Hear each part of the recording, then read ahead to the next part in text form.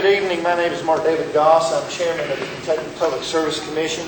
Welcome to this public meeting of the Kentucky PSC. With me tonight and to my right is Vice Chairman of the Commission, John W. Clay, and to my left is Commissioner Caroline Pitt Clark, both commissioners of the Public Service Commission, and of course I'm a commissioner as well. We are a three-person commission seated in Frankfort. There are also several members of the PSC staff that are present with us this evening to help us logistically and to just be here to answer any procedural questions, which I will discuss a little more in detail in a second. Before I go any further, let me ask that those members of the PSC staff that are here in the auditorium to please stand up so you all can see who they are. And Jerry, stand up if you would. You all hold your hand up. These folks are with the PSC staff, and if you have any questions, again, procedurally at the conclusion of the hearing, please feel free to look one of those folks up. We are here for the purpose this evening of taking public comment. Now, let me ask, Mr. Harris, can you hear me there in the back? Can you hear me okay? Okay, all right. We're here for the purpose of taking public comment on the application of the Kentucky American Water Company to construct a 20 million gallon per day water treatment plant on the Kentucky River in Owenton County and about 30 miles of transmission main through Owen, Franklin, Scott, and Fayette counties to connect to Kentucky American's system in Lexington. This hearing is being held as part of the PSC's consideration of Kentucky American's application to obtain a certificate of public convenience and necessity for this project. The case number is 2007-00134. This is the first of three such public meetings. We will hold meetings Wednesday evening, that's the day after tomorrow, in Lexington at Dunbar High School, and Thursday evening in Frankfort at the Public Service Commission building there on Sauer Boulevard in Frankfort. We understand that this proposed project has generated some controversy, and we recognize that this can be an emotional issue on which there are and can be honest differences of opinion.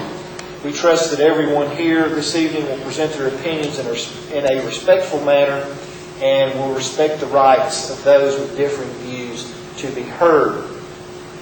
Now let me provide you with some background on how we have arrived at this point in the process, and then explain how we will proceed tonight. The question before the Commission today is not a new one. In November 1993, the Kentucky Public Service Commission opened an investigation into the future water supply needs of the Kentucky American Water Company. The Commission ordered the company to take necessary and appropriate measures to obtain sources of supply to serve the needs of its customers through the year 2020. Since that time, Kentucky American has examined a number of options, including the possibility of bringing water by pipeline from the Louisville Water Company. At various times and for various reasons, the Louisville Pipeline and other options have been discussed, but none of them were formally submitted to the PSC for its approval. The proposal before us currently, while it has been the subject of public discussion for some time, did not come before the PSC as a formal proposal until earlier this year. It calls for a treatment plant on Pool 3 of the Kentucky River, just downstream from the Franklin County line. The pipeline then follows State Routes 2919 and 1262, at times roughly paralleling the Elkhorn Creek to the intersection of State Route 1262 and US 460. It then follows US 460 into Scott County until the junction with Ironworks Pike, which is at State Route 1973, crosses into Fayette County and connects to the existing Kentucky American Water Company system at Newtown Pike. Now, Kentucky American estimates that the total cost of the project to be approximately $160 million. That is the proposal before us today. Under Kentucky law, the PSC must determine that the public's convenience and necessity require construction of the project. The Commission may approve, reject, or modify the company's proposal. And the Commission also examines whether the proposed facility will result in a wasteful duplication of services or excessive investment in physical facilities. Now let me explain how we will proceed tonight in hearing your views on this project. We at the Commission are here to listen to you, members of the public. Therefore, there will be no presentations by Kentucky American or any of the other parties to this case, nor will there be any question and answer period involving the parties.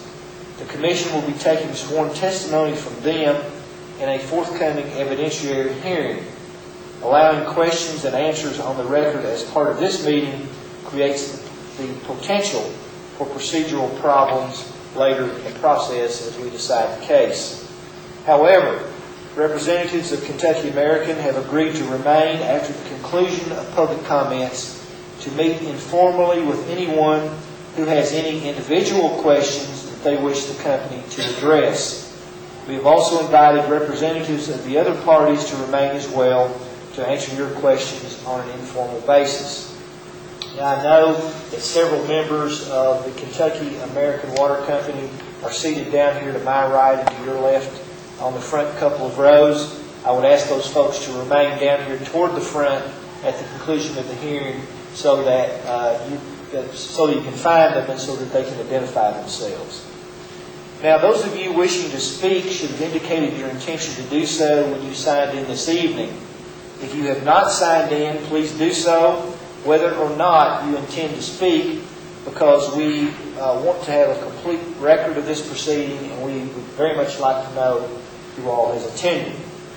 Now, based on the number of people who have indicated a desire to speak, we're going to allow approximately 3 minutes per speaker so that everyone has an opportunity to be heard. Now, let me say that I will be running the meeting, and that if you need a couple of extra minutes to tell us something that we haven't already heard during the course of the evening, you will be given that opportunity. Our timekeeper will let you know when you have a minute or so remaining and when your time is up. In fairness to everyone, we will try to stick very closely to the 3 minutes, with the exception of what I just said a second ago. Now, those of you who do not wish to speak at this meeting may submit comments in writing, and we have comment forms available out at the table by the doorway as you came in. You may turn those in tonight to a member of the PSC staff, or you can mail them, or you can fax them to the PSC. The address and phone numbers of the PSC are on the forms. You'll also be able to submit comments by email, if you desire, through our website at the PSC, which is psc.ky.gov. That's psc.ky.gov, and I presume that's probably on the forms as well. Even though if you're going to email, obviously you won't be using the forms. But if you didn't write that down, just ask one of the folks outside and they can give you that email address again. As you can see, this meeting is being videotaped, and the tape will be available on the PSC website for you to review should you so desire. And I might also say that the other meetings that we'll be having this week, Wednesday night and Thursday night, will be videotaped as well. So if you'd like to, if you're here tonight and you can't make it to the other 2 meetings, but you want to see what other folks in Fayette County and Franklin County have said, you can access the website, and you should be able to pull that up and watch the entire proceedings for the other 2 nights if you want to. I will tell you that a summary of the public comments received tonight will be prepared for the PSC and will become a part of the case record, which also is available on our website. All written comments also will be entered into the case record, and written comments will be accepted through the date of the formal evidentiary hearing in this case. That hearing, during which Kentucky American and the other parties will present their cases to the PSC and be subject to cross-examination, will begin at 10 a.m. Eastern Standard Time on Monday, November 26th, at the PSC offices at 211 Sauer Boulevard in Frankfort. It is open to the public. I should note that this date is a postponement from the original schedule because we at the PSC delayed the hearing in order to allow as complete a review as possible within a reasonable time frame of the proposal by the Louisville Water Company to supply Kentucky American water through a pipeline from its treatment plants on the Ohio River in Jefferson County. Now, two important things to keep in mind before we begin taking your comments. First, because the PSC acts in a quasi-judicial capacity and commissioners must rule on the Kentucky American application, we cannot answer questions pertaining to the substance of this case. However, questions that you raise during this meeting may well be of assistance to the PSC and staff as we prepare for the evidentiary hearing.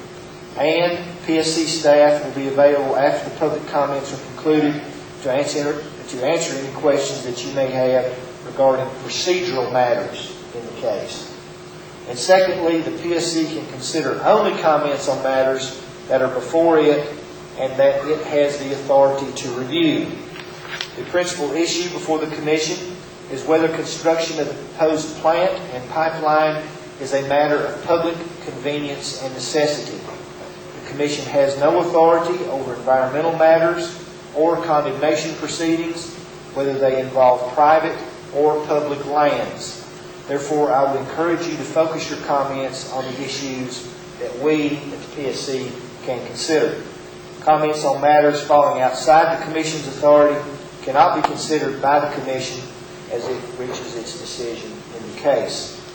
Now, when you come up to speak, please state your name and place of residence very clearly so that we can make sure to know who you are and so that the videotape and the audio tape can make a proper recording of your name and your address. And please keep your comments to the allotted time so that others may have an opportunity to address the Commission. Now, we are here as long as there are folks that desire to speak. We'll be here till midnight if you'd like to be, and we'd be more than happy to do that. But I will tell you that at the conclusion of the last person to speak, I will sort of make a last call for anyone else that desires to speak, and if no one comes forward in a reasonable period of time, just a few minutes, then we will adjourn the public hearing. There is no need to stay here till 9 or 10 o'clock, obviously, if everybody's finished. Let me say this to you as well. When you came in, you may have signed up saying that you don't wish to speak, and that may be your position now. But when your friend or neighbor gets up and says something that you think you would like to either respond to or to add to or to clarify, you may change your mind and desire that you want to speak. That's perfectly acceptable. What I would like for you to do in that instance is just, go over to Mr. Milikovic, this handsome gentleman standing over here to my right in the tan coat, and let him know, give him your name and tell him I signed up, but I said I didn't want to speak, but now I do. And he can take your name down and make sure that I get it so I will call on you. If for some reason you have signed up to speak and I pass by your name, I can assure you it will not be on purpose. It will strictly be an accident. So just give me the high sign, raise your hand, or rattle your keys, or do something to let me know that I've passed over you, okay? As is sort of my custom when I have one of these public meetings, I always invite any public officials that are present at the meeting and who wish to address the Commission to have the opportunity to speak first. And I know that County Judge Executive O'Banion is here, and the Mayor of Owenton, I hope I pronounce it correctly, is it Watier? Watier, I'm sorry. Are here, and do either of you gentlemen wish to speak? Mayor, why don't you come up and go first, since I'm looking at you. Nice to see you this evening. If you would, sir, please formally identify yourself for the record. Okay, I serve as the mayor of the city of Owenton. I'm a resident of Owenton. My name is David Milkweed Woltier. To members of the Public Service Commission, please allow me to take this opportunity to address some issues about where we are right now and where we have come from in the city of Owenton in regards to our water. On behalf of the city of Owenton and the city council members, we are proud to endorse Kentucky American Water in its efforts to improve the quality and the quantity of water to meet the futuristic needs of our growing population. For the past 7 years, we have worked with Kentucky American Water in one form or another. I personally have worked with them one-on-one, and I have the greatest respect and admiration for this company and its leadership. Their professionalism, their efficiency, and their ability to optimize productivity have caused them to excel in what they do. Early on, we sought their advice, their expertise, and technology in bringing about a higher level of quality water. For the past 8 years prior to this partnership, the city was having to send out THM notices in all of its customers' bills. Our trihalometane levels were greater than what the Kentucky Division of Water Specs allowed. I think, Mayor, they want you to come a little closer to the mic. I'm sorry. Oh, okay. So we just want everybody to... Can I just take it out and hold it in my hand? Yeah, that'd be fine. Thank you. All right. Because our trihalometane levels were greater than what the Kentucky Division of Water Specs allowed. Trihalometane, as you may well know, is a carcinogenic agent and cancer-causing agent. Because we joined forces with them long before the sale, we got to a point where no THM notices had to be sent out. It is evident that Kentucky American Water has provided for its constituents proper management of water chemistry and source supply. They are, and have been for some time, spending more money on carbon and other chemicals to reduce organic matters. By doing so, it reduces the bad taste and odors. Reaching this point has required many trial and error experiences. In this process, originally, we were wasting about 100,000 gallons of water per day just washing filters. That has now been reduced to less than 40,000 gallons per day. Kentucky American Water's non-revenue water that has been lost because of leaks or breaking lines, have been reduced by more than half since they took over the ownership. Much time and effort has certainly been put into this process. It behooves me to think about what and where we were 3 years ago with our water supply when we experienced a severe water drought. At that time, Mayor, you exceeded your grace. So go ahead. Okay, I'll wrap it up real quick. Okay. Thank you. I've never been known for brevity, okay? At that time, Owenton still owned and managed the water supply and treatment. On September 15, 2005, the city of Owenton made a historic decision that quickly proved to be in the best interest of the entire county, now and for the future. As you well know, this summer's drought started earlier and lasted longer. Had it not been for the untiring efforts of Kentucky American Water, this summer would have been a devastating time for all of us here in Owen County. Owen County has never seen a day that there has been a better supply of water. I look forward to what Kentucky American can do with one of the greatest and most valuable resources known to mankind. That's all my time. Thank you for yours. All right, thank you, Mayor. I appreciate you coming. Judge, do you want to speak?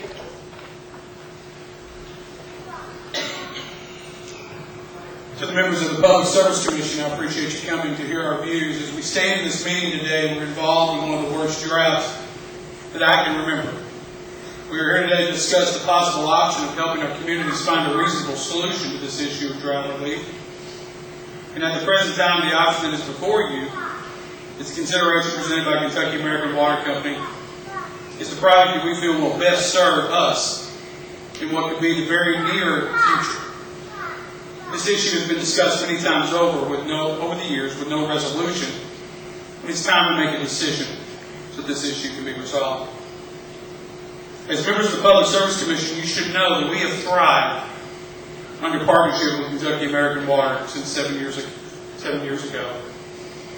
Since our change of ownership, we've expanded our water service from 48% countywide to what will be almost 85% coverage after this Phase 3 project is completed over the next few weeks.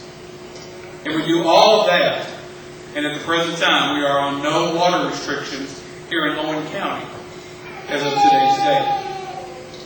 These results that we've achieved are due to Kentucky American being true to the commitment to us over the past 7 years. They've done what they said they would do, and I truly believe that they will do what they say when it comes to this project as well. They have provided hard numbers that have shown what this project will cost in both the short term and the long term. The city of Louisville has not done that, and I have a very hard time believing that they can build this project for the forecasted $55 to $60 million that they say. Notwithstanding all the extra time it's going to take for them to become ready to build this project, we don't need another 10-year debate on this issue. It's time to act now. As of today's date, the Owenton County Coastal Court, the Owenton City Council, the Owenton County Chamber of Commerce, the Owenton County Industrial Authority, and the Owenton County Soil Conservation District has endorsed this project as one that should be considered to provide relief to our communities in times of drought and other natural situations that might require more water for our citizens. The final thought that I'd like to offer to this situation is in regards to the process of how rate increases are considered. Although, like many other people, I'm not a big fan of government bureaucracy. The process of having PSC involved in regarding rate increases is one that works, especially for the rural community. It gives us a layer of protection that would no longer exist if the city of Louisville was in charge of our water rates in regards to this project. I would be remiss if I did not say that this has an economic impact on Owenton County and the revenue that it will receive here. But this project is much more about money. It's about quality of life.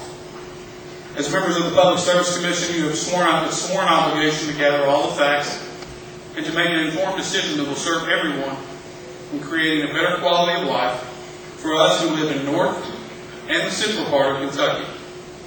We feel that Kentucky American has offered you the best plan and encourage you to approve this plan so that we can eliminate this issue as quickly as we possibly can. Thank you. Thank you, Judge. All right, are there any other members, any other elected officials, rather, that wish to address, that are currently here and wish to address the commission regarding this matter?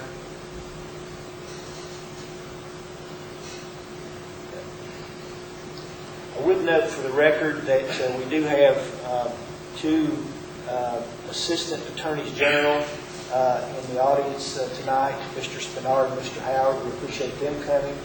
I don't imagine they have anything they want to say, but I'll be more than happy to ask them if they do. Okay. All right. Thank you. All right. Let's now turn to the to receipt of comments from the general public. I have 6 pages of sign-up sheets here.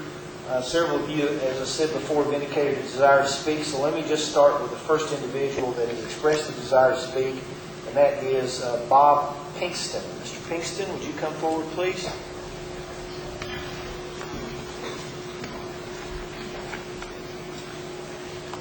If you would, stand sort of close to the mic or take it out of its cradle there so everybody can hear you, and identify yourself formally, please, sir. Good evening. My name is Bob Kingston. Here. Here. Is it Mike? You just have to speak right into the mic. Now can you hear me? My name is Bob Kingston. I live in Frankfort. I'm a CPA, retired from state government. I live in town. I'm not on the route, so I don't have a front yard in this fight, so to speak. I am a member of Citizens for Alternative Water Solutions, and the solution that we have identified as being far superior to Kentucky Americans is the link-up with the Louisville Water Company. That plan would bring treated Ohio River water in abundant quantity to central Kentucky.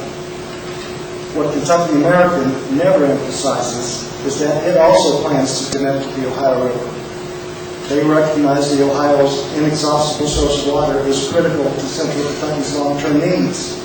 But they don't want to stress that in these proceedings because it points out the unavoidable folly of their plan, which is spending $265 million to get Ohio River water when you can spend a quarter of that and achieve the same result. Kentucky American therefore knows it has a problem with inconvenient logic. So they claim, I think rather absurdly, they claim that their plan is actually cheaper in the long run. In so doing, they intentionally omit the cost of their Monterey to Carrollton pipeline, $100 million they just leave out for comparison purposes. They also lowball the cost of operating their Monterey plant. Now, I'm not a water professional, but as an accountant, I know there's more to it than the cost of chemicals to treat the water. Louisville says they can get their water to Shelby County for $1.71. What does that $1.71 include? It includes chemicals and filtration, it includes plant maintenance, it includes salaries of their employees, it includes plant overhead, it includes everything. Treating water to Shelby County for $1.71. What does Kentucky American sell their water for now? Twice that. What will they sell it for after their current rate increase goes through? After their guaranteed rate increase for their new pipeline goes through? 3 times $1.71? 4 times? There's no doubt in my mind that the $1.71 to Shelby County plus the cost of the pipeline from there to Lexington will result in much cheaper water than what Kentucky American will sell their Monterey water for. I hope the Commission will get the answers to these cost questions. I thank them for their attention tonight, and thank you very much.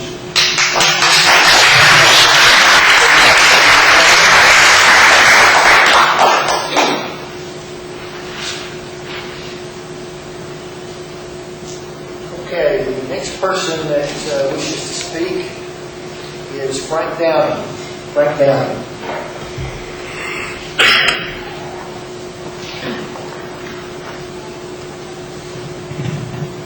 Thank you, Mr. Chairman, members of the Public Service Commission, guests.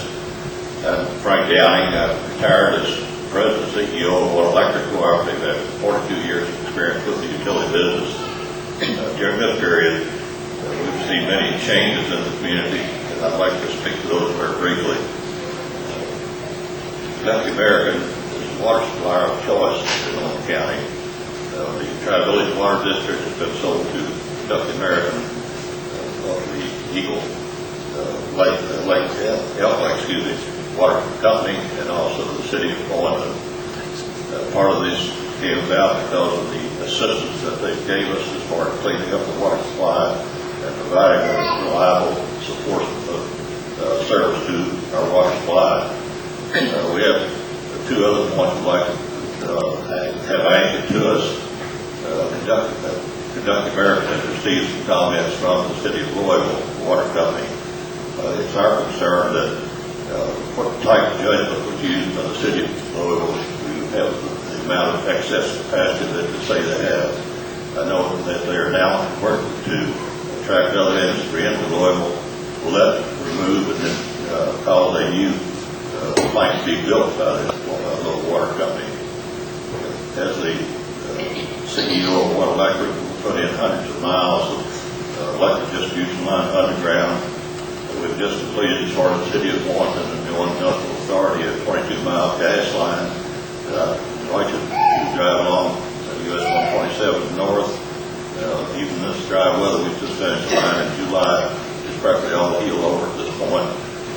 Cannot tell where the line is put in. Put in underground water lines and electric lines on my own farm.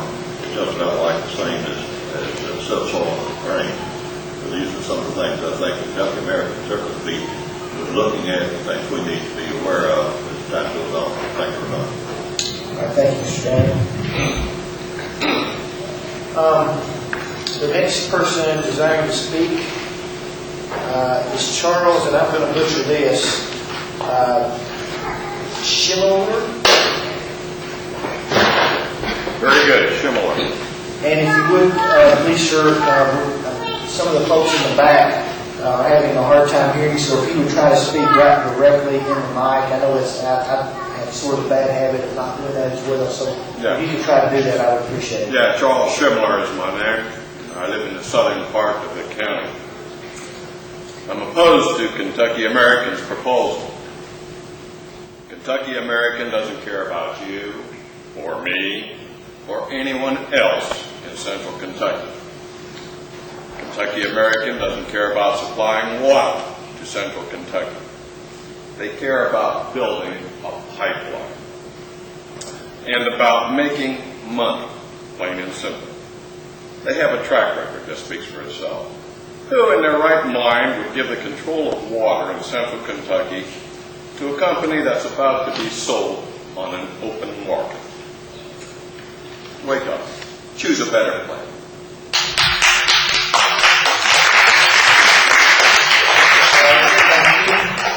All right, the next speaker is Gerald Kemper.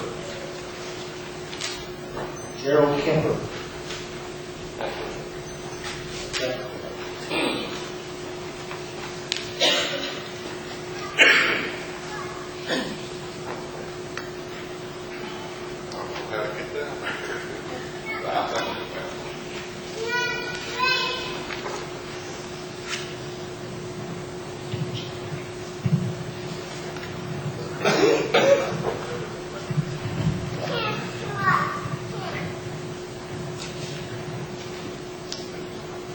Can you hear me? Yes, sir. Thank you. Thank you for coming on tonight.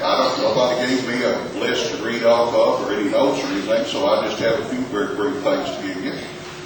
One thing, I live in Owenton County, I have for all my life, and I think I've got a few more days, maybe not too many, and I really don't care who provides water to Owenton County.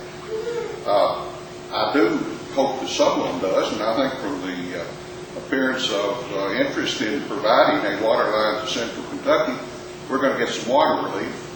I think you've got some good people at the Public Service Commission, and I think you've got some good people on the Kentucky River Commission that are really working on this. I certainly hope that our legislators will provide more money to our river and that we will have great opportunities for water in the community. Actually, I think that the way I understand that Owenton County may not be getting any water from this new pipeline and plant. Is that correct? Does anyone know? Well, I'm not permitted to answer the Okay. question. I'm sorry. Well, I'd like to. Okay, it's an understanding that I have that actually we're not going to be receiving any water from the new pipeline or the new processing plant, but that we're going to continue to receive our water from the location in the Kentucky River that we're pumping from now. To that extent, I am concerned about the pro rata distribution or assessment of people using that system in Owenton County in paying for the structure, the building of this new system. If that's the case, we would hope that the Public Service Commission would find some way of alleviating the burden on the users in the Owenton County system. It's my understanding that this infrastructure cost will cause about $8 to be added to every water bill per month. If we live in the city of Owenton, since the city water system also has a sewer charge on it, that would add an additional cost in excess of 50% of the water bill. So anyway, that's something that I'm concerned about. I always wondered why that they were placing a water treatment plant in Owenton County. First of all, I know it's in a good pool where there's abundant water. But the second thing is they've got a water intake several miles up the river, almost at the where the Elkhorn comes in. So again, I'm not making a decision or making any statements in favor of any of the programs that have been provided to you. I think you've got one from the Louisville Water Company, you've got one from this water company. But in any event, you all are going to get plenty of opportunity to hear all those issues. I just want to be certain that people in our community are not going to be assessed for infrastructure charges if we're not going to be able to provide clean water from it. Thank you very much for coming down here tonight. I'm sure this thing will go on for some time with public service, before the Public Service Commission, and all the issues will be heard before you make a decision. Thank you very much. Thank you, Mr. Kemper. All right, Christian Shimola. I butchered it again, I'm sorry. Chris, do you wish to speak?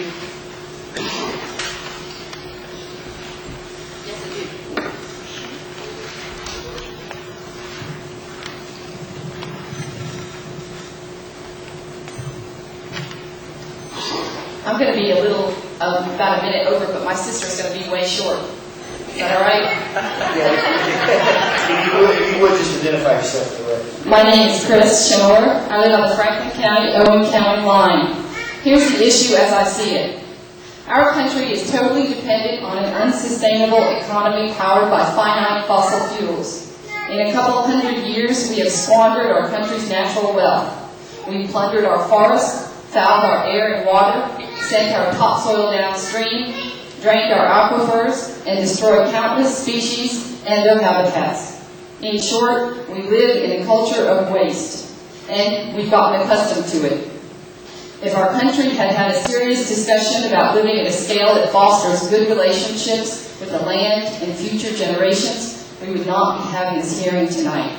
Because, as a matter of course, we would not water lawns in a drought or tolerate structural wastefulness such as, for example, Kentucky American's loss of 18% of its water because of leaky pipes. My first suggestion to the Commission is to direct a rigorous and comprehensive conservation program that moves beyond education and individual action and embraces structural and operational conservation measures that bring conservation to a new level. Please do not dismiss conservation as a matter of too little, too late. Using the Earth's resources respectfully is not only an ethical obligation, but a wise social investment as water scarcity, oil scarcity, and rising temperatures cause the disruption of ecological and economic stability in countries around the world. Do not continue to institutionalize wastefulness by ignoring the practical, real measures that your agency can champion. Kentucky deserves better.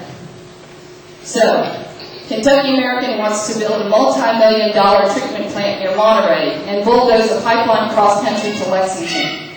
And they want to get your approval by the end of the year so they can increase their stock exchange by 30% before it sells in the New York Stock Exchange. Are you really going to cooperate with that? Does the Public Service Commission in Kentucky care more about the shareholders of American Water Works and its the corporate bottom line of German conglomerate RWE, or about the fate of Central Kentuckians and their water? I submit that the PSC should care deeply about the character and motives of who controls the water in Central Kentucky. Yes, Lexington voters gave Kentucky American the right of ownership after being subject to a nationally acclaimed media blitz. But I didn't get to vote. Most of the people in this room didn't get to vote. Why should most of the people in Central Kentucky be subject to a power grab of our water by a for-profit company when we had no opportunity to vote? And how can you, as the Public Service Commission, even think about putting Kentuckians in such an untenable situation? Your 3 minutes to just summarize, please. If there were no other options on the table, I understand that would be the Kentucky American proposal would be worthy of debate, but that is not the case. You all know the truth about Kentucky American. They are ruthless. They have deep pockets. They will say what they need to win, and their first and foremost obligation is to their bottom line. Despite what Lexington voted, the majority of people in Central Kentucky do not trust Kentucky American, and with good reason. You will also know the truth about the Bluegrass Water Supply Commission. They have been used and abused by Kentucky American. They are Kentucky American's regional partner puppet because they are convenient to prop up Kentucky American's public image. Kentucky American will chew up and spit out the Bluegrass Water Supply Commission if they get their okay from you. The externalized costs of the Kentucky American Pipeline include a host of environmental issues that I will let other people summarize. I appeal to you, do not give us away to the whims of shareholders.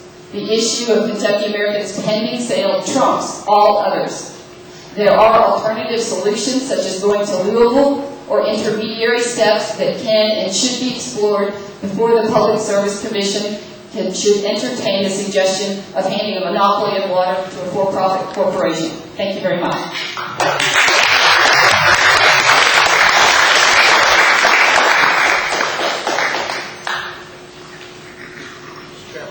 Okay, change tape.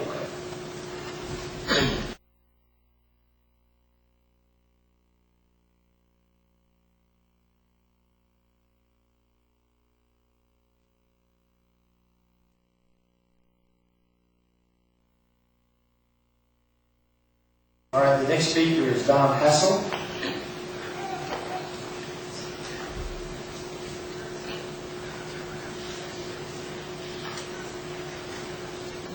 Thank you, Chairman Goss and Commissioners.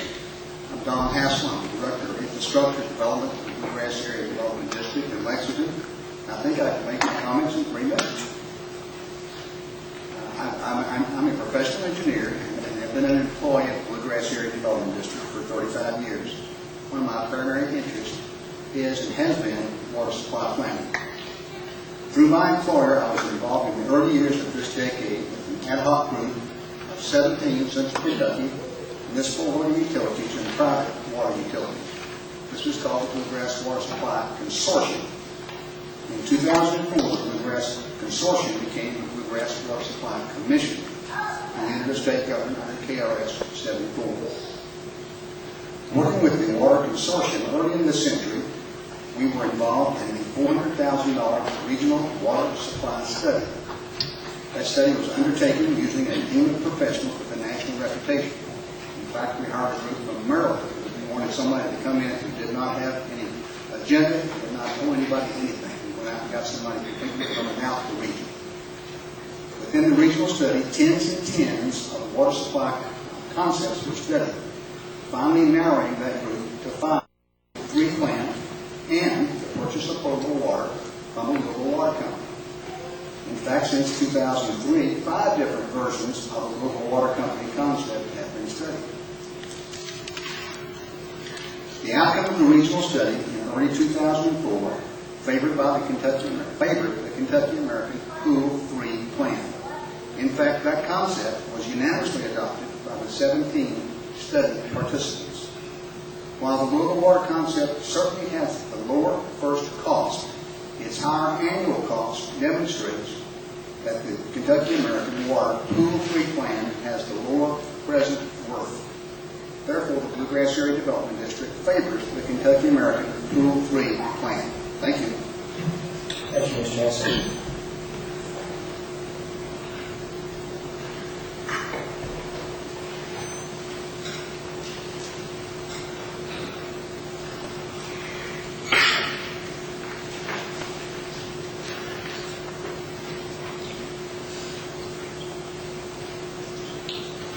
Okay, next up will be Lauren Curtis. Thank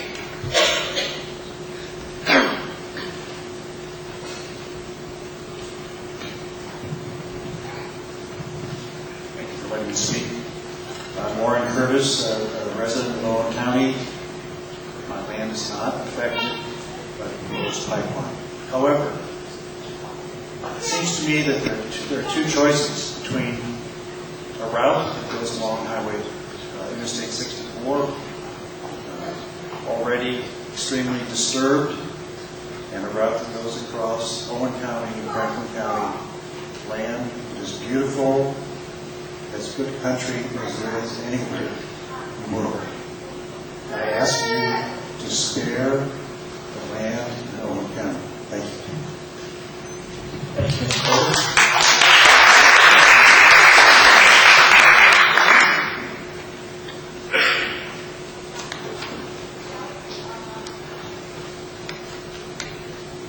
Okay, Laurie Schimmeler, please.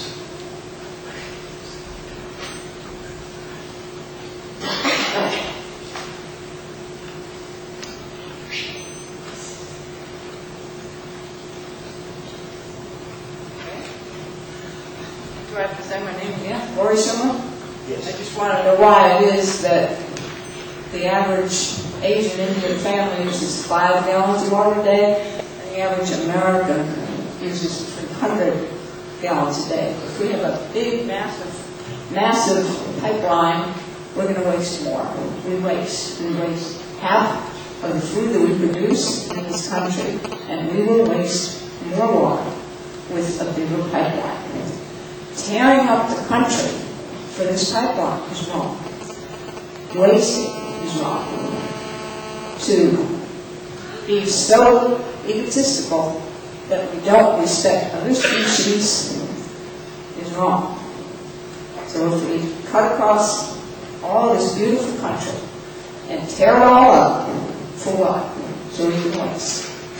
It's wrong. I think we need to be civilized enough to know that we have to share this planet with other species and with other nations, with our future generations. What our children, my grandchildren, what are they going to have after we're done taking whatever we want, whenever we want it, which is dead wrong.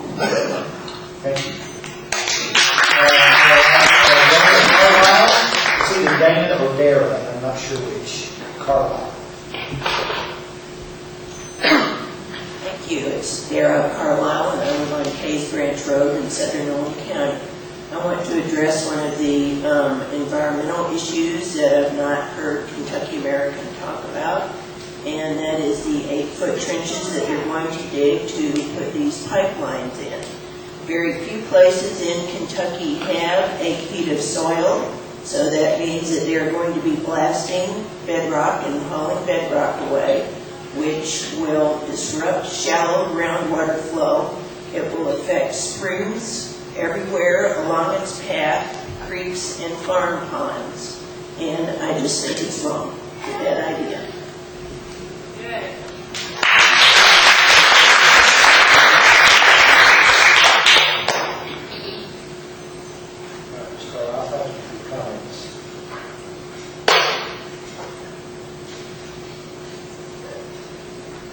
All right, Kathy Gibson.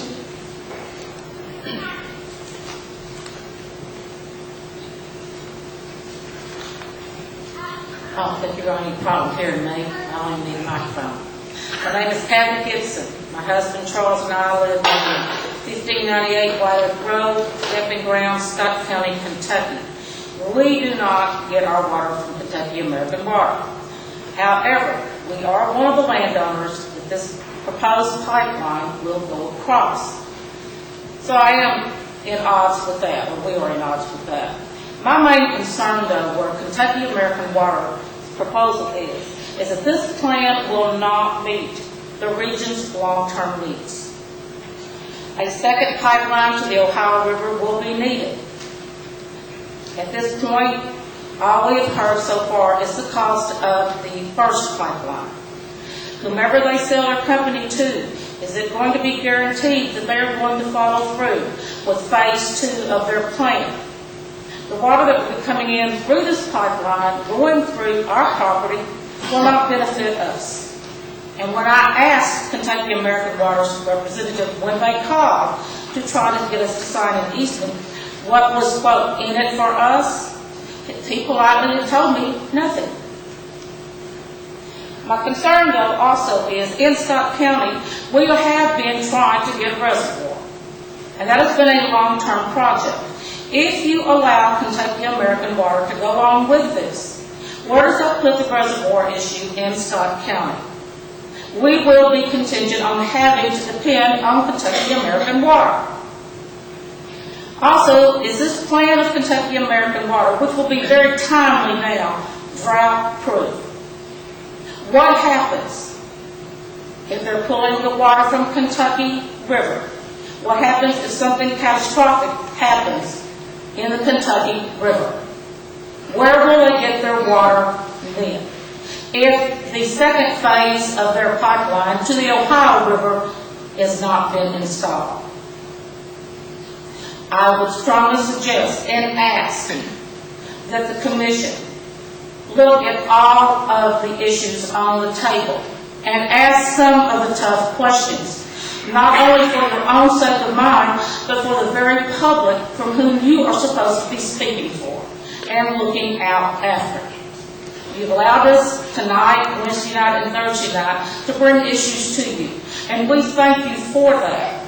But please, when you start to sit down, put yourself in each one of our places and really look and see how would you feel about the situation. Louisville Water Company can tap on immediately to the Ohio River, which is an unlimited source of water. The Kentucky River is not. What you do for, quote, Central America, Central Kentucky, how in the long run is that going to affect Eastern Kentucky, Western Kentucky, Northern Kentucky? Your decision not only will affect just Central Kentucky, but the entire state. They have no say in this. That somewhere down the line, it will affect them. Thank you.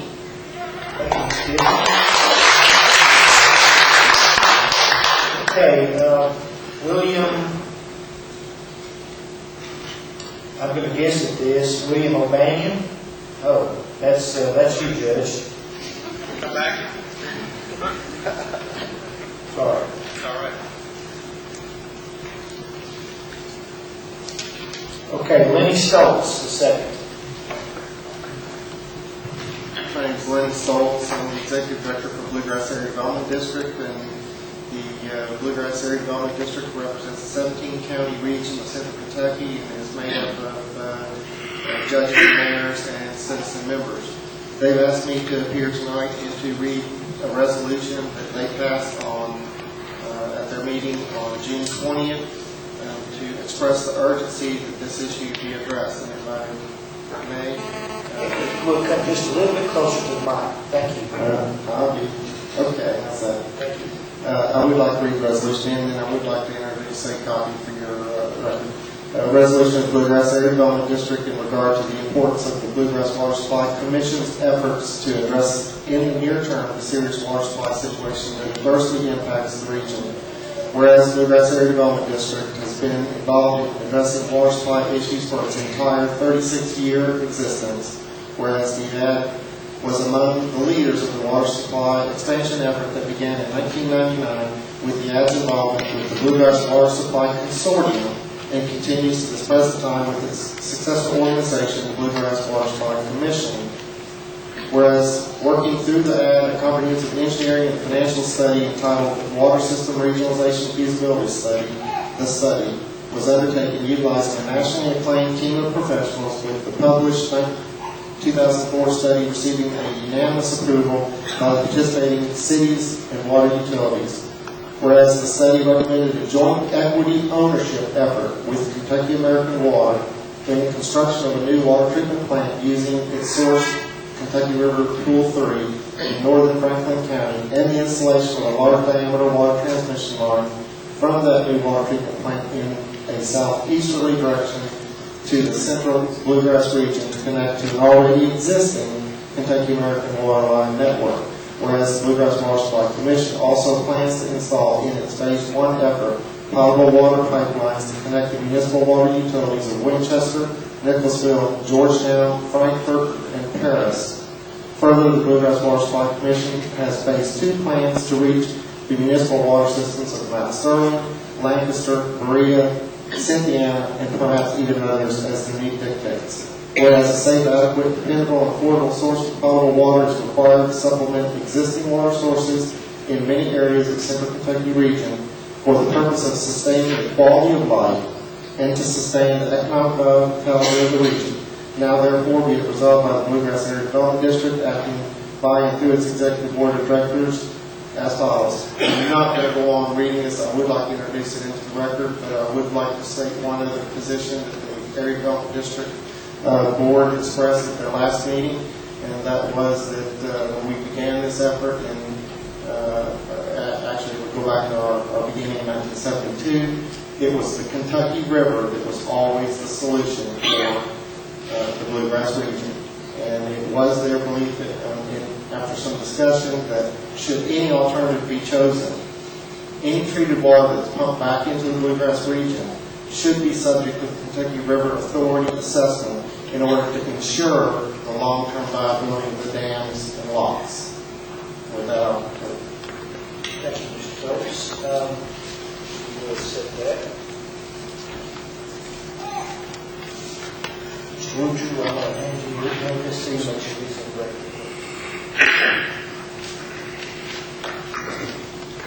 Judge, did you wish to come back up and say something before you left? I know you have to go. Possible, just in response to a question that was brought up, wanted to be clear in response to Mr. Kemper's question earlier about Owen County seeing results from this water treatment plant. It has been made very clear to me that Owen County will see results in service from this new water treatment facility down the road.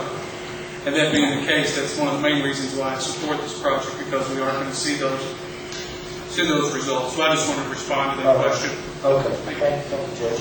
Do I understand correctly then from Judge that we will not initially receive any water from that pipeline system? Initially, That's my understanding, and the judge has confirmed that understanding. If Owen County is a part of the system, I would like to know it, and if they are not a part, I would like to know it, so that would be properly informed. Chairman Goss, I'll be glad to respond to the question of Mr. Kemper directly. Okay. All right.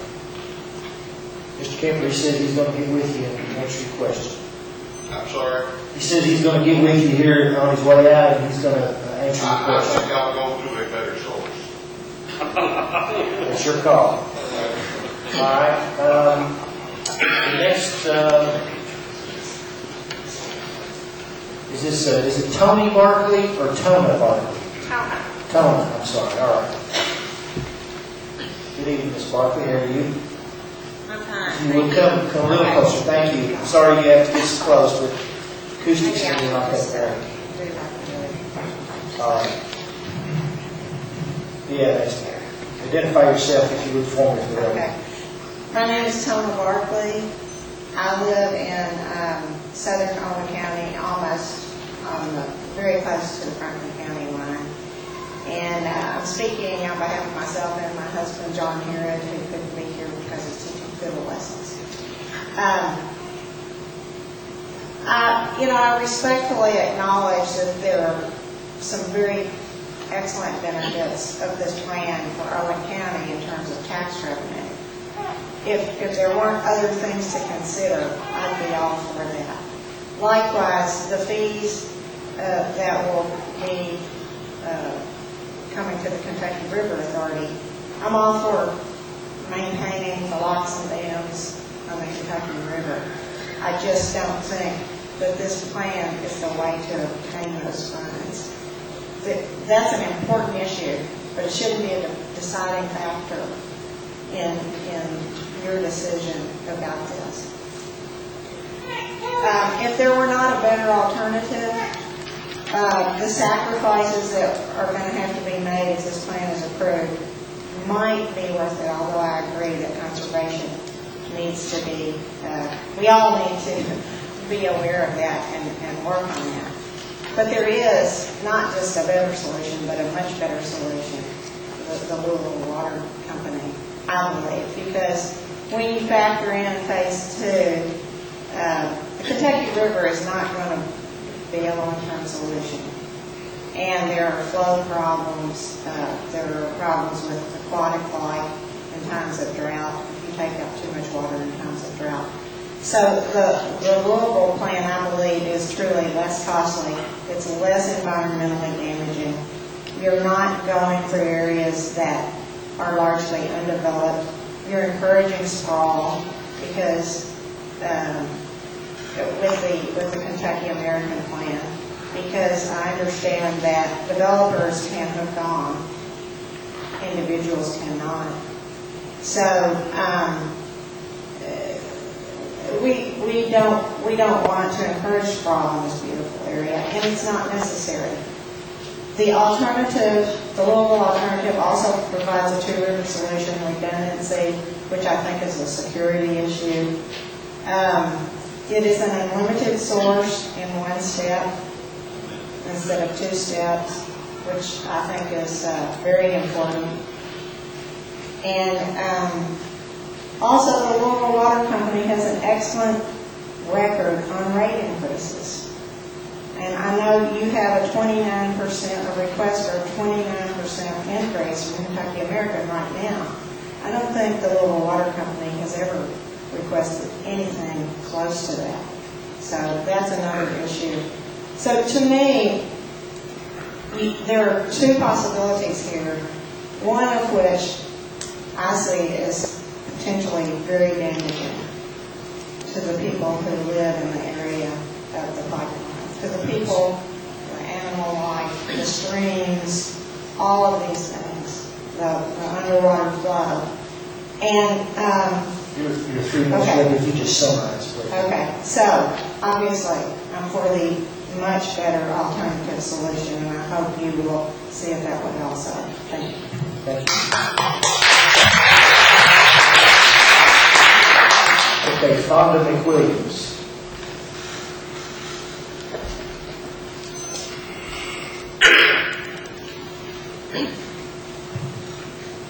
Hello, I'm Fonda McWilliams.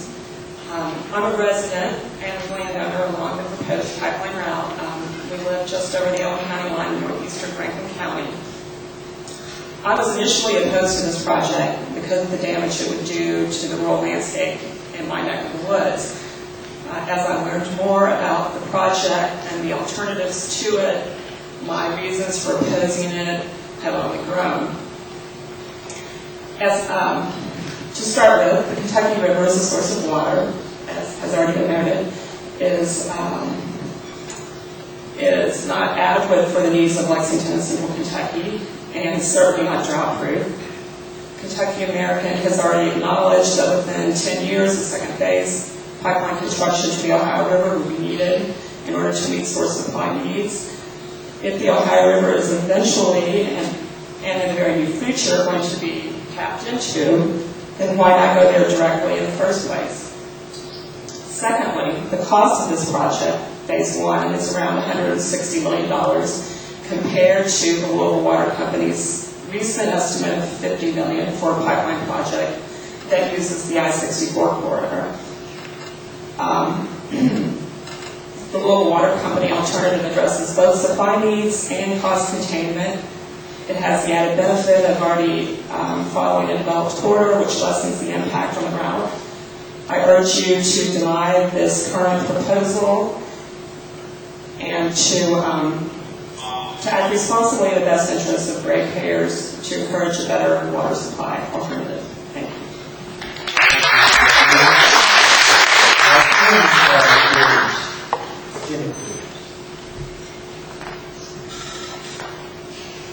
Thank you, Commissioners. That you can tell who has the brains in this family. That's my lovely spouse. Thank you very much for coming tonight to listen to our concerns. We have many. I'm not going to reiterate all that you've heard. Many of my colleagues have made some very good points. Mr. Kingston made a very strong business case. I agree with everything that Mr. Kingston said. Chris Schindler brought up a very good point about the IPO. As I understand it, RWE wants to sell American Water Works. They have received permission from you and 13 other states to move forward on this IPO to sell American Water Works, which of course owns Kentucky American Water. As I understand it, the more assets you have on your balance sheet, with a fixed return on investment of 8 to 10 to 12 to 14%, it would be in the best interest of the company to have these assets on the balance sheet. They stand to make more money, or the successor company stands to make more money. I agree with Ms. Schindler on that point.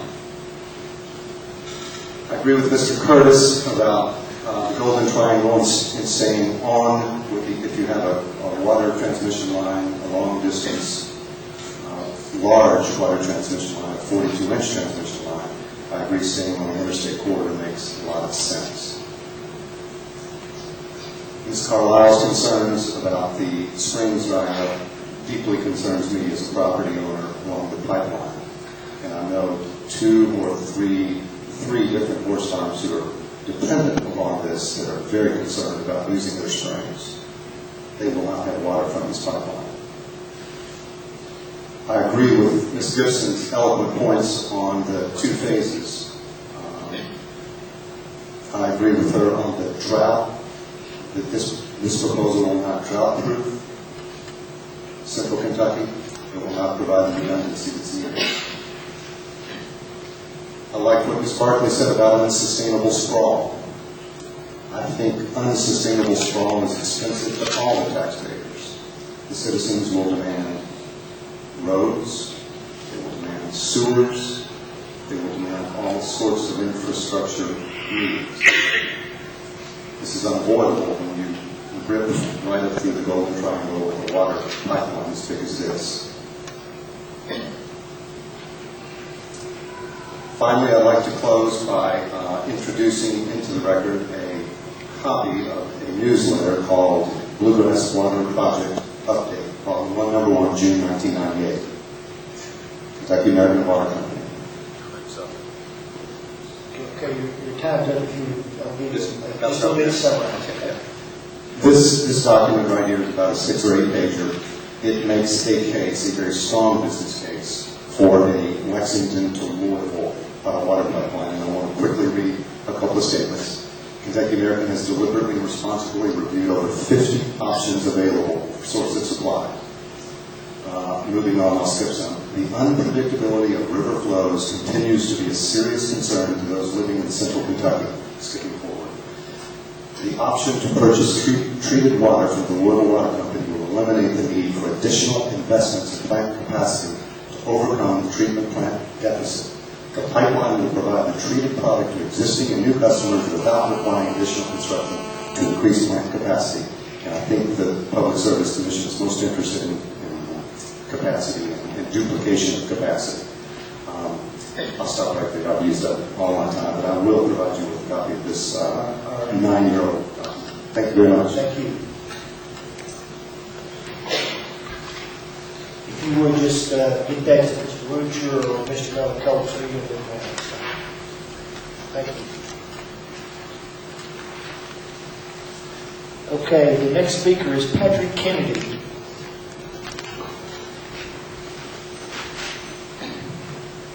Patrick Kennedy. I live on 1880 Case Branch Road in Owen County. It's right near the Franklin County line.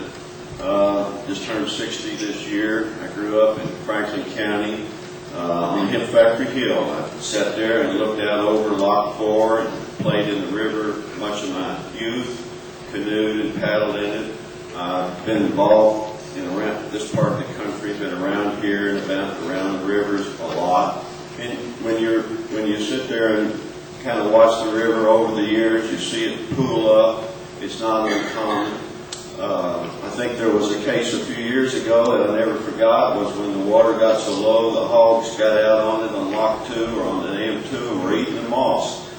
I went down to look at Dam 3 here just about a week and a half ago, just to kind of see, since that's going to be the dam that's holding back the pool of water that they want to pull from.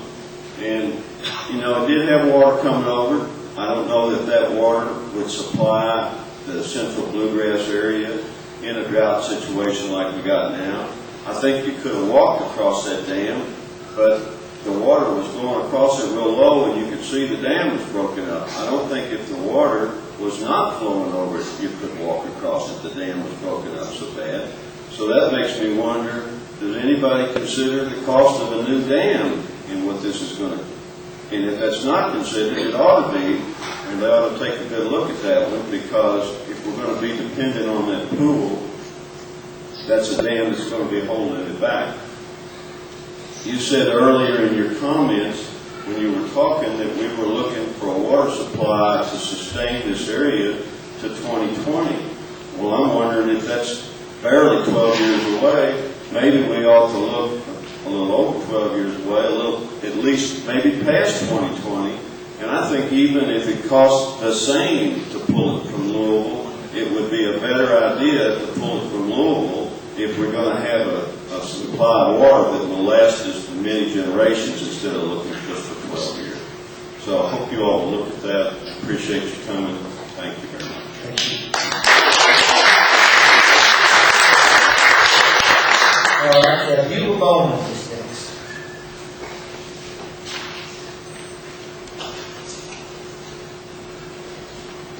My name is Bill Bowman. I live on 1685. I've listened to everybody's comments and my colleagues that's talked. But my concern is everybody on that route. I live, I like 54 feet from the road on the line. My house would be totally demolished if this project goes through. That is my concern. I don't know how many more on the route that their homes is going to be affected if just bulldozed down. They want a 30 feet east way, but it's going to wind up being a 90 feet east way. And it will affect me, and my home will have to go, and I'll have to move and reroute somewhere else. That is my concern. I hope y'all will take that in consideration too, for people that has homes on the route that's not going to have home after all this construction is took effect. Thank you very much for coming and letting me speak. Thank you, Ms. Bowman.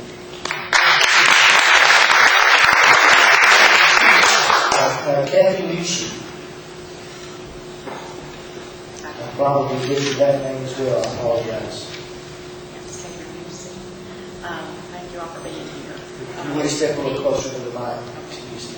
I want to speak about we're agriculture, and this proposed pipeline is going to possibly come right through our farm. It's going to come through our tobacco field, hay field, pasture land for our cattle.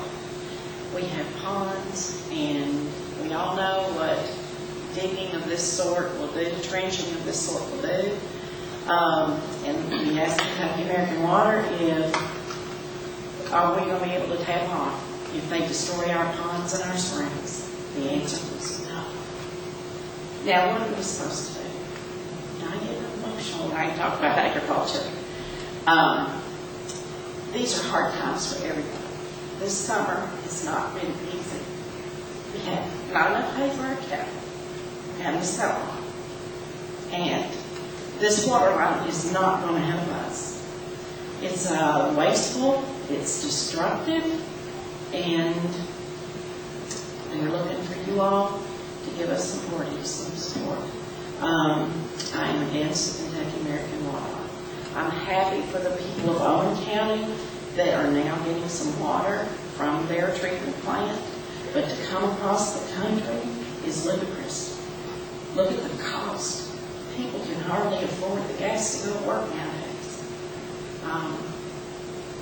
I don't know what our utility bills are going to be this winter, but they're going to be high. I mean, look what's happening. I want to know where our politicians have been and our water people have been for the past years that they have allowed our dams to get in the shape they have. One major dam break, say at Pool 9, that's going to affect us all the way down the line. I invite all of you to come to the Folk Life Festival on the weekend of the 22nd in Frankfurt, because when they give the history of the Kentucky River, they say that the Kentucky River is no more than the Elkhorn Creek without the dams and the locks. Now, does that make you kind of pay attention? It does to me. And to say that these dams are over 100 years old, and where has our Corps of Engineers been? Have they been in Dubai building land for the big conglomerations? Where have they been? Scott County has an opportunity for a reservoir that has been a political dangling carrot for years. Those people are excited about that reservoir. It will ease their water woes because they've got the spring in Georgetown that they don't know how long it's going to hold up. It can bring in added revenue to Georgetown. Of course, they've got Toyota. They're doing all right in that area. But they want that reservoir. And if this pipeline were allowed to come through with all its destruction, that'll probably nix that. When you're dealing with Kentucky American Water, you can't, I mean, there are no grants or anything available for that. So the ratepayers are going to be paying for that. And I care about the ratepayers. And I'm hoping that everyone in this room does and think about future generations. I think it's a very sad thing, what I'm even hearing about this. And we had a gentleman. Your 3 minutes is up if you would just summarize. I appreciate it. Well, I'm planning to come to some more meetings. So look out. I get excited.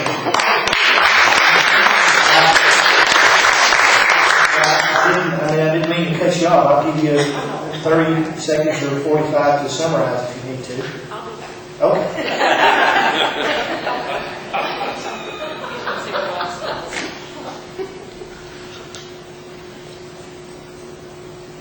Okay, I think the next name is Jennifer Lindberg. But it might be Lindberg. I'm not sure. I'm sure she'll tell me.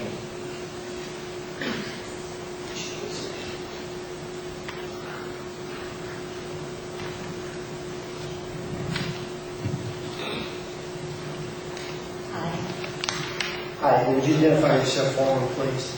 My name is Jennifer Lindberg. I'm a member of CAUSE, but I'm speaking on my own behalf. I live in northern Franklin County and own land in Owen County. Neither my home or my land is situated on Kentucky American Water Company's proposed pipeline route. Nevertheless, I've been deeply concerned about this issue since January when I first heard of KAW's proposed plan. Since January, I have met with my neighbors, first up in Owen County and then moving down the route to meet in homes, backyards, and community centers in Franklin and Scott counties as well. I was at the meeting when we, through a process of consensus, decided to call ourselves CAUSE, Citizens for Alternative Water Solutions. While I have been terrified of the thought of a massive pipeline making its way alongside our narrow, twisting roads and crossing our much-beloved creek several times, and doing untold damage to our trees and native plants along the way, I have been grateful for one thing, that this potential crisis has given me the opportunity to get to know my neighbors better. I have been impressed by the diversity of the group that has formed around the concern about KAW's proposed plan. I have been honored to meet farmers, ranchers, teachers, full-time mothers, state employees, musicians, accountants, and shopkeepers who have volunteered hours of their time after work, on weekends, etc., to learn more about water needs in Kentucky, pipeline construction, the pros and cons of various options, etc. After months of study and discussion, we have been able to lend support to what we believe is a sane proposal to meet the water needs of central Kentucky. And now, after months of worry, planning, and turmoil, I am grateful for the opportunity to meet you. Prior to my involvement in this pipeline concern, I didn't even know there was an entity called the Public Service Commission. How grateful I am, really, that you exist. In an era when corporations are becoming more and more powerful and stockholders are expecting bigger and better returns, it is essential that there be independent bodies that can look out for the little guy, who can look out for my neighbors and I, and look critically at company reports and proposals. Thank you for the good work that you do. Because meanwhile, Kentucky American Water Company employees have been hard at work too. Every day they have worked tirelessly in their offices, and some of them have visited our farms. I am sure these employees are under tremendous pressure from their supervisors and boards of directors to push this project through. It is, of course, in the interest of the corporation to build as elaborate a pipeline as possible in order to make as much profit as possible. The people working for Kentucky American aren't bad people. I'm sure they aren't. But the purpose of a corporation such as Kentucky American is to look out for its own growth and profitability. It is not looking out for the common good. I'll wrap up with a few appeals to you. Please promote policies that will encourage central Kentuckians to conserve water. I've just learned that conserving water is one of the best ways to conserve electricity, which in Kentucky means conserving our air quality and our mountains as well. Please do not support a pipeline that rips through fresh rural areas and farmlands. if a pipeline must be built, ensure it follows areas such as the I-64 corridor that are already impacted by road construction and development. Please, under no circumstances, allow 2 pipelines to be built. And please look carefully at the option the Louisville Water Company is presenting. When comparing costs, make sure that cost comparison analyses are conducted fairly. In closing, I appeal to you to promote a system of delivering water to Central Kentucky that will benefit the common good of all Central Kentuckians and not just enrich the pockets of a few.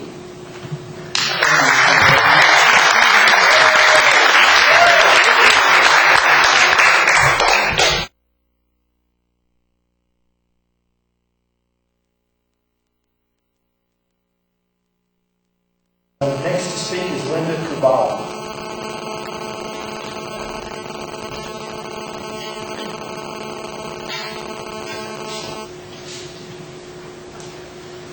Hello, my name is Linda Kubala, and I live on the Sharp Pike, which again is just over the line from Owen County and Scott County. I was completely appalled when I discovered that one of the pipeline routes was to go right down my little tiny road. There wasn't enough flat land for a 90-foot easement. It either would certainly take my well, which is still pumping water today, but with the blasting and stuff, wouldn't have necessarily destroyed it, or my house, so I wasn't happy. But I worked for the Legislative Research Commission for 24 years, working with public utility policy, and there was no way that I was willing to oppose a project simply because it was going to be in my backyard. I mean, I was perfectly willing to oppose it myself, to try to get the very best possible amount of money out of it, and I was delighted to find out they took a different route. But I couldn't oppose the actual project until we began studying, until we began getting information, a great deal of information, about alternatives, about past actions. And I feel sorry for Kentucky American. You have to feel sorry for a company that tried to build a pipeline to Louisville, and then that was destroyed by people opposing it because they didn't want it in their area. Now they're trying to do what Lexington told them to do, which was to take a Kentucky River solution. And that is being opposed because if you look at the Kentucky River solution, it can't possibly be a solution to a growing Central Kentucky population, a growing Central Kentucky industry, a growing and a continuing Central Kentucky agriculture. Right now, we're in the middle of a very, very harsh drought, but we've had them before. We know that the true Kentucky Americans' problem right today is in part that they don't have enough pumping capacity, but the way I understand it right now, we're opening the valves in upper pools to let more water come into the pool that Kentucky American uses so that they can pump enough water for Lexington. Does that mean that if they're going to build a plant on pool 3, that they're going to have to open the valve and take Frankfurt's water supply in order to give Kentucky American enough water in another drought year, like right now, to supply their very large plant on pool 3? The Kentucky River only uses one slice of Kentucky, central and eastern Kentucky. It only drains a small area, no matter what you do. Whereas the Ohio River, how many states does it drain? It's like 100 times the drainage basin. If we, in fact, want to supply all the water that a growing central Kentucky needs, we have to go to a different solution. So that is one thing. The other thing is, I know you do not regulate the municipal water companies, and therefore it's not really your job directly to be worried about all of those 17 municipal water companies who will be then totally dependent as time goes on. Their supplemental water supply would be coming from this one very large plant in the Kentucky River. eventually another pipeline that goes to Ohio, that brings the water to the Kentucky, where it's treated and moved in. And also, Your 3 minutes. okay, but you yourselves don't make the decision between Louisville Water Company and Kentucky American, because you regulate only Kentucky American. But I think as Kentuckians, you serve all of us, and I do ask you to consider the broader question of the public good. And I think that you may very well find that this is not the proper project for now. Thank you very much.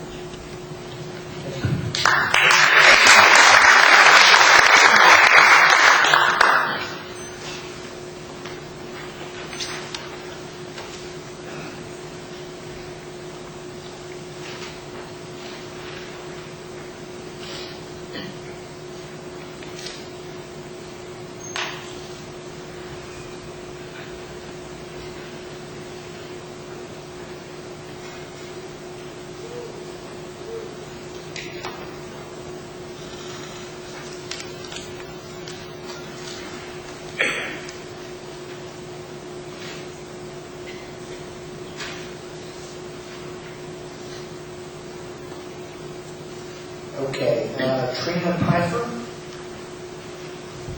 If I pronounced that correctly.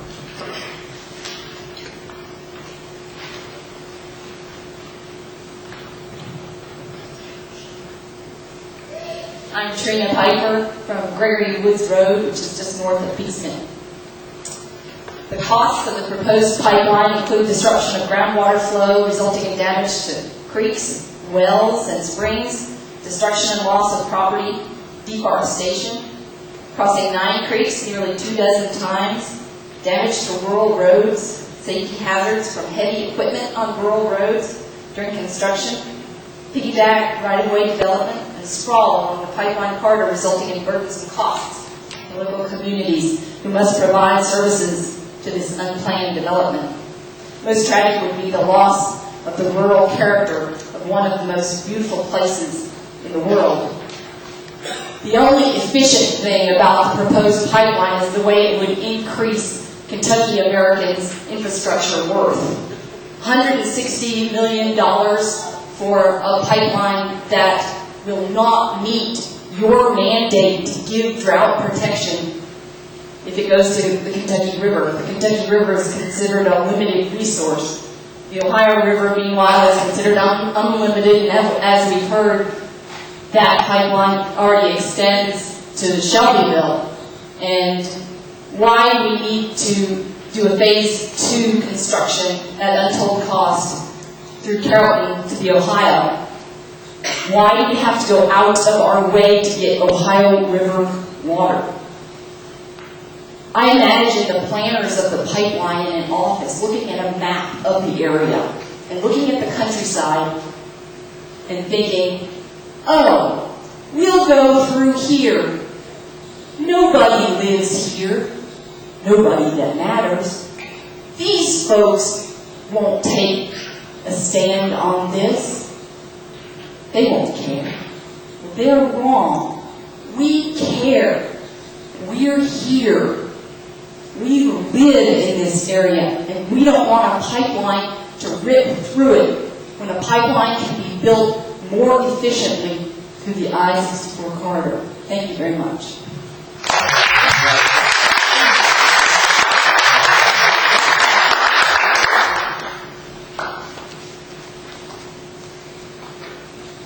Jane Bogardus.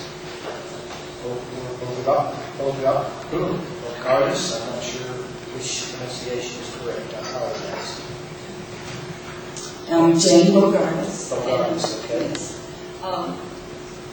I live on Sharp Road in Franklin County. The back of my farm is in Owenton County. And I have lived in Fayette County for the past 8 or 9 years.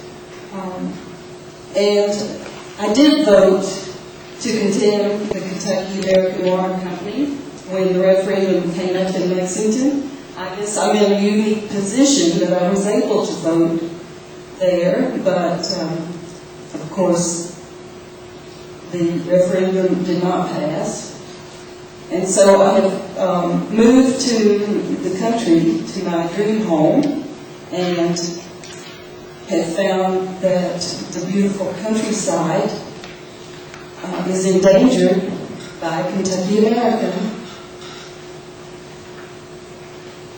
And I would just urge all of the members of the commission and anyone who is involved in this to drive that corridor, drive down through the beautiful Peaks Mill Valley, 1262, US 460, and look and imagine what the 30-foot easement, the 90-foot construction easement, and an 8-foot dam.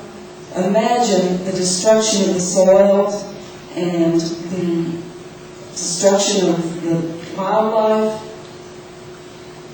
and the trees and the water. Imagine that and consider that and value our ecology that we love so much in central Kentucky.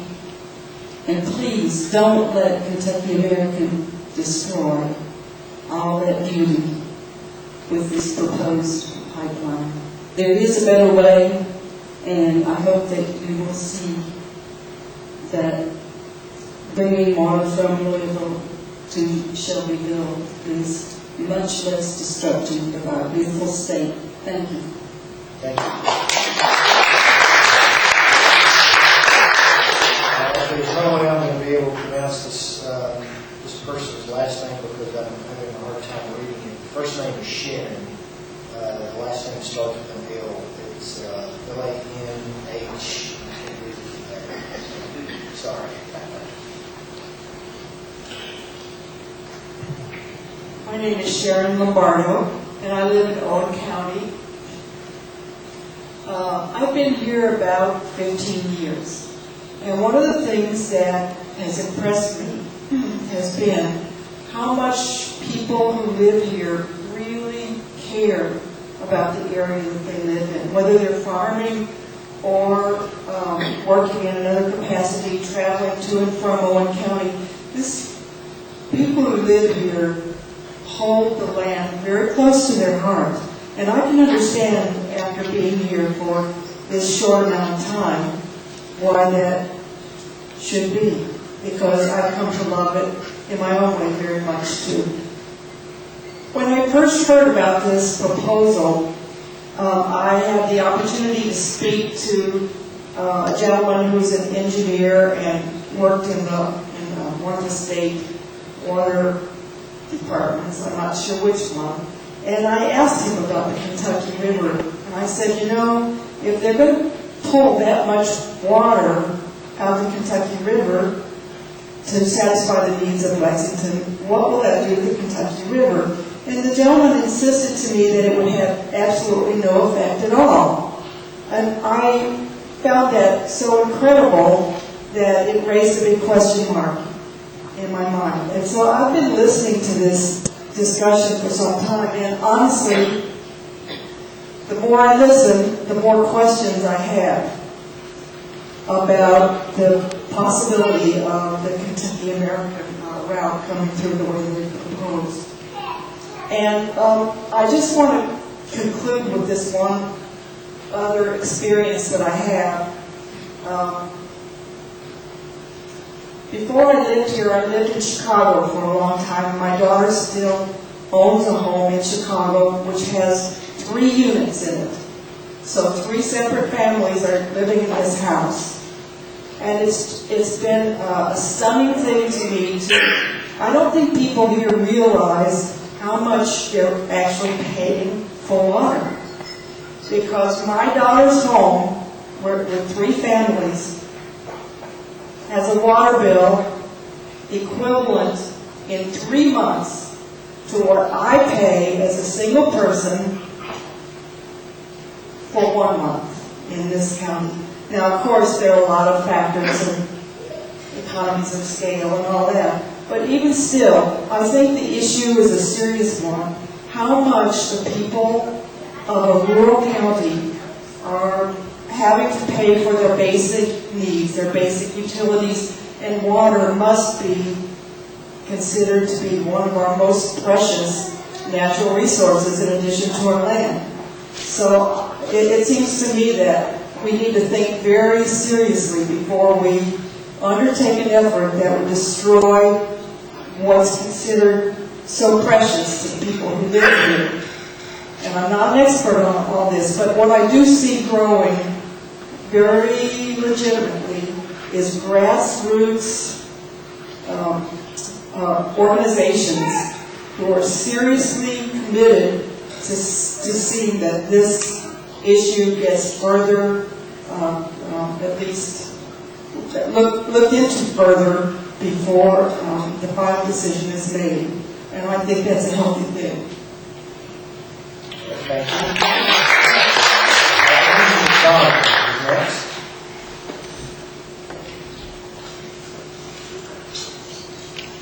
My name is Andy McDonald, and I live on Gregory Woods Road in northern Franklin County.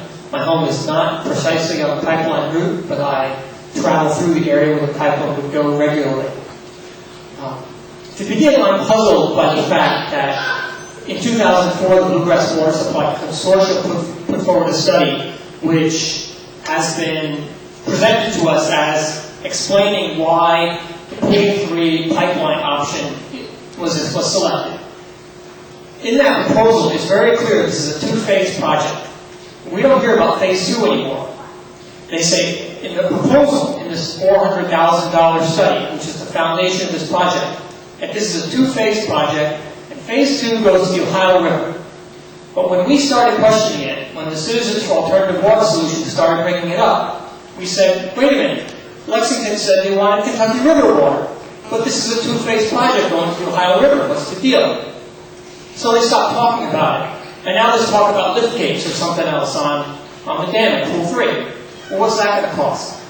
So Louisville Water Company comes in, they say, we can provide this water for $56 million, already treated, unlimited supply. You don't have to take 2 steps to get to the Ohio River. It's 1 step, and it's a lot cheaper. Well, now there's some arguments that, well, Kentucky American's really still cheaper. I don't know how. I think you all, before you make any decision, need to get Kentucky American to lay out phase 1 and phase 2. Phase 2 needs to be as developed as phase 1 before any decision is made. Otherwise, there's this big unknown mystery cost, which gets slammed onto the ratepayers when 10 years from now, you look at, okay, what's phase 2? All right, well, it's $150 million, it's $100 million. Why don't we know what phase 2 is from the start before any approval is made? Because really it's one project. Because the solution is long-term drought protection. And phase 1 doesn't do it, but the Louisville option does it. So then, well, let's think about also, your job is to look at unnecessary, wasteful duplication of facilities. Well, we've already got treatment capacity in facilities in Louisville, so we're going to build more. Well, what about the utility corridor? That's a facility as well. That's an infrastructure. Kentucky American wants to duplicate an existing utility corridor and rip it through a beautiful part of central Kentucky. You know, why do we want to slice and dice up a whole state for no good reason? And it is a not good reason because we have an unlimited supply of water that's already treated, waiting to be shipped down to Lexington. Now, maybe it would be reasonable to send the pipeline through if there wasn't the alternative, but there is. And we have all of the harm that would be done by ripping it through this rural area. We had farmers talking today, people who simply love the land. Should we just, how many, is it worth destroying one well, one spring forever, when we have an unlimited supply with already existing treatment capacity in Louisville? One thing that really struck me about the 2004 study was they listed their criteria for making their decision. Environmental impact was not one of their criteria. Impacts on the community was not one of their criteria. The age of doing things this way is over. We cannot continue making resource decisions without having primarily impacts on the environment, impacts on communities in the top of our mind. It needs to be our criteria. But I'll give you time to summarize. Okay. Well, I appreciate that you all are here, and I think that one thing that will come out of this struggle, along with stopping the pipeline and coming up with a better solution, is that we all need to look at Public Service Commission mandate. And it needs to be broader than the points that you outlined at the beginning. You need to be able to consider the impacts on the environment and the impacts on the community. Because otherwise, you're really not serving the public interest. And I encourage you to look at those issues in this situation. Thank you.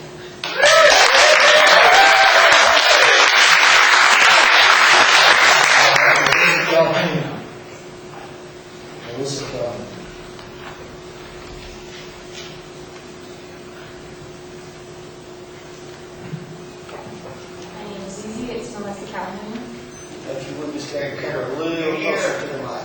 They can't hear you from that. Okay. Yeah, that's better. Thank you. I live outside Frankfort, near the Owenton County line in Franklin County. I work in a native plant nursery in Scott County. My boyfriend and I recently purchased a house in 5 acres near the Owenton County line on Camp Pleasant Road. We purchased the land as an investment, but mostly because it has young forests surrounding it with old growth nearby, and because there is a seasonal spring sending water through it. Trees and water could not be more important to me. I believe that our society will either thrive or destroy its people depending on which decisions we make regarding our treatment, use, and respect of the land and water. Until now, I have been on the outside of this debate, reading the newspapers and listening to coffee shop conversations. It seems that now is the chance for an average person to weigh in, as a member of the public supposedly for whom these decisions are being made. I've come here to ask you, the decision makers, to consider the water and the land, who are nowhere formally represented in this debate, but on whose care and health you rely. I've been told that this debate will never reach a point at which you can consider a perspective of conservation, sustainable technology, respect for the land and its non-human inhabitants, and the potential that is available to us to begin to engage in activities that cooperate with rather than dominate the environments we propose to alter.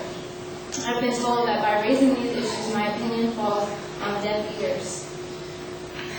But now that clean water and fertile soil are more scarce than ever, and the powerful people that control many of our resources are fewer and richer by the minute, I would ask that we not give up the control of something so precious as those that would use profit as their motivation. They will survive in Lexington with or without their water guzzling industries. And Kentucky American Water can take the money they're spending on public relations to save the steel and put it to better use, designing rainwater catchment and watershed restoration projects.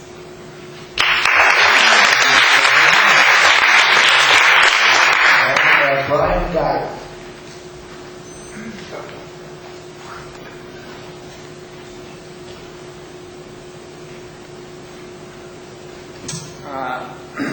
Hello, y'all. Hi. My name is Brian Geyer. You got it right. Can you hear me? Okay, my name is Brian Geyer. I think you got my name right. And, I'm a little nervous. I don't have a prepared statement. I wish I did. I just sort of learned in the session what happened. I actually thought this might was happening simultaneously here and in Frankfurt. So I plan to sort of try to get my thoughts more organized and present to you at another forum. But I wanted to say that I'm honored to be able to be here, and I think that this is a healthy democratic debate.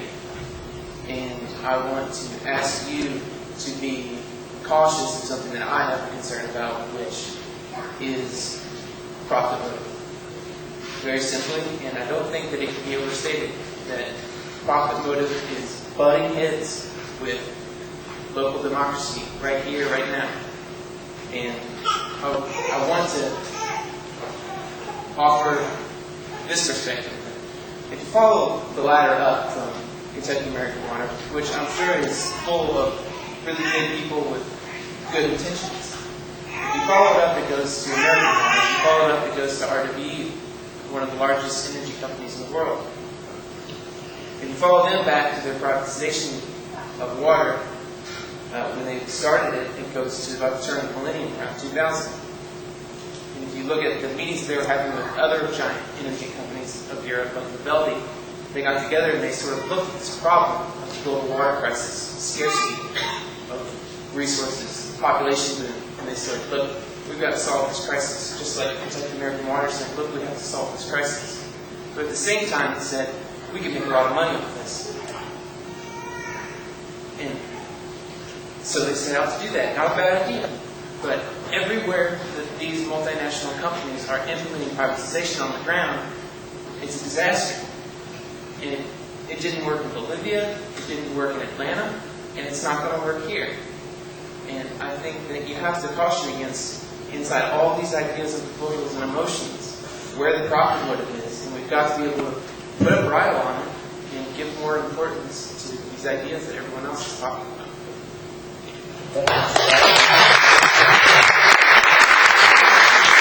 All right, Ron Pratt.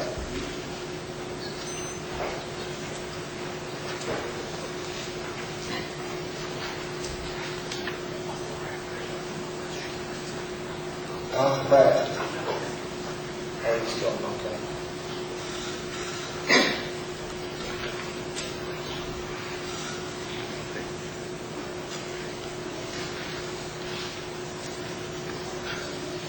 You got my name right, but I'd rather be known as Don D. Fiakowski.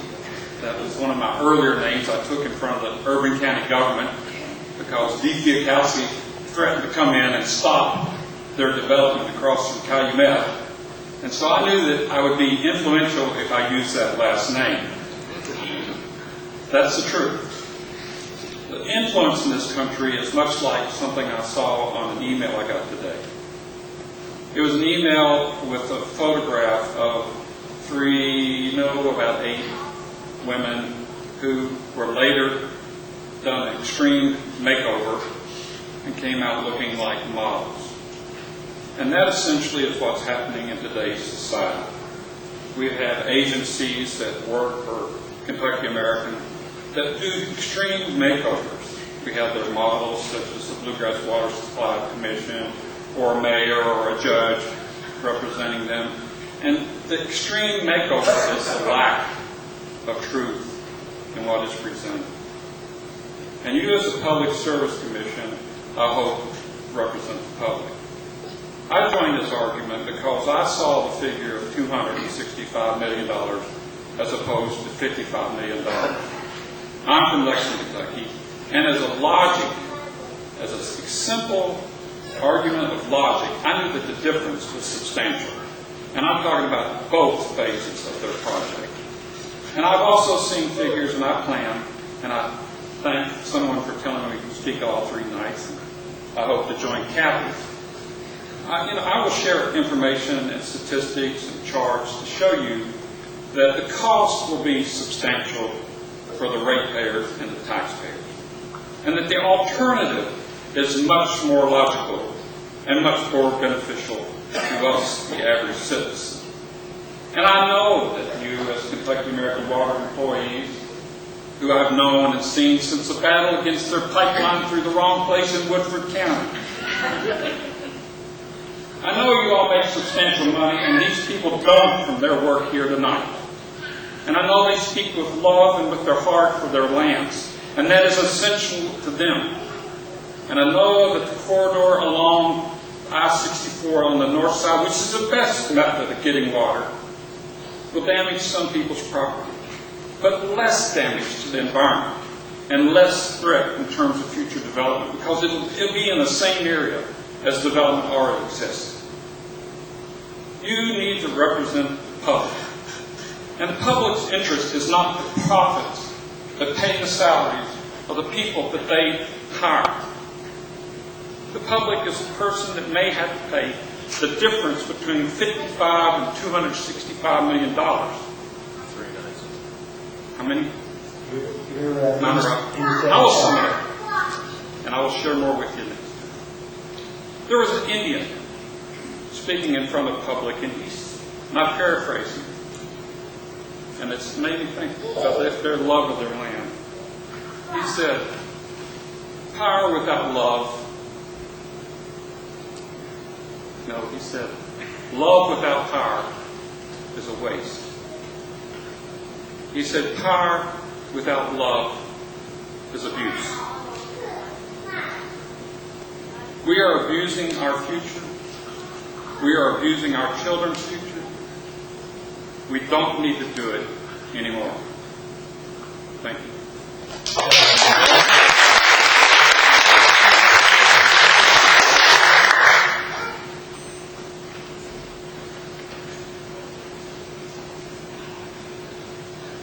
All right, it's Etta, is it Banner? Yes, sir. N-A-N, Right. okay. I didn't prepare a speech. Can you maybe take that, there you go. Yeah, there you go, that's better. I didn't prepare a speech, and I didn't plan to talk. But I don't have the facts. Everybody else gave you the facts. And if there was no other alternative than Kentucky American, I could understand this. But there's a better route, less money for the taxpayers, and less damage to land. I'm here to represent my family. We have owned a farm on Ironworks Pike for 4 generations. And I'm 53 years old, and my aunt is 88 years old, and this is very disheartening to us. And I wonder if some of y'all, the ones on Kentucky American, if they was walking in some of our shoes, if they wouldn't feel a little different. And what they want to offer afoot is ridiculous. And my family doesn't care about the money. We've had offers that we could sell our land for lots of money. I could probably quit my job. But we don't want the money. We want to keep our property, and we want to keep it as it is, undisturbed. And it saves us every time we go down 460, all the subdivisions that's built up, all the destruction of the beautiful land. And if anybody would like a tour of Ironworks Pike, our farm, it will be 4,000 foot, the whole length of our farm that this is going to come through and damage the land. And they tell us that if we will not be able to put any gateways that aren't already there. We're not allowed to build. We're not allowed to use the water. And I would just like to ask that some of y'all, that this doesn't affect, to think about if this was your family farm and been in your family all these generations, and it was going to be disturbed or damaged, tore up, whatever, for something that's not necessary, when there are alternatives that are less expensive to everybody concerned. And if I didn't, if I would feel selfish if feeling this way if there wasn't an alternative. But there is a better source. There's all the facts and figures. And I'm not good at the facts and figures, but they've been presented to you. And I'm just speaking from the heart. Thank you.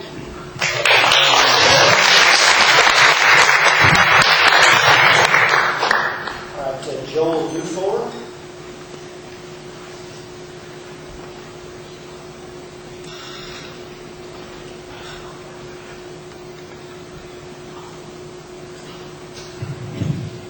Hi there. My name is Joel Dufour, and I live on Mount Vernon Road, right at the county line between Franklin and Owen County, and I work in Owen County. I run a business in southern Owen County on the Case Branch Road.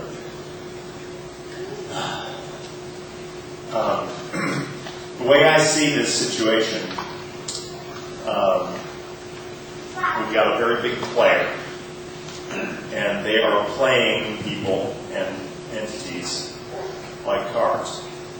I think Owen County is being played like a deck of cards. I think the Bluegrass Water Supply Commission is being played like a deck of cards. And we're talking about a player here that is probably one of the largest utility holdings in the world. And I think they would like to play everybody like a deck of cards, including the Public Service Commission. I'm hoping that doesn't happen. The way I see this is all about the bottom line and the stock offering. I mean, Kentucky American is for sale. They want to build it up. And this project is going to add a great deal to their work, even with just approval from you, even if they never do the project. So I don't think that's right, because, as many people have said here tonight, I think there are better alternatives. I don't think it's right that people sitting on a corporate board somewhere in cyberspace make the decisions that affect us on the ground, and can just do what they want to do at the expense of the people who really live here and have to pay the bill when it comes every month. I think even the Attorney General's office of Kentucky has been played. I noticed that they've intervened in the case, and according to what I've seen, I'm just not too sure about where they're getting their information. It seems that the information is about 10 years out of date and collected by a consultant firm in Pennsylvania who doesn't exactly have the person on the ground here. But I'm kind of disappointed in the Attorney General's office for its stand on the situation, especially the facts that they've chosen to look at here. But I don't know. The more I see what's coming out of someone's office there, the more I think it's just very competition. So see how that works out. But anyway, I just if there are better alternatives. I think that's been said a lot tonight. But I'd really like to see the Public Service Commission do what they're intended to do, protect the public from being played in this way by massive corporations who have absolutely no care what happens here, aside from what money they make.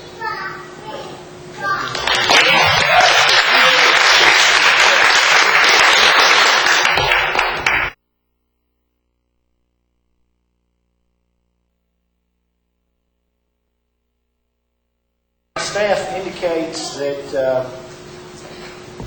there are no other persons who have expressed a desire to speak other than those that have already spoken, obviously.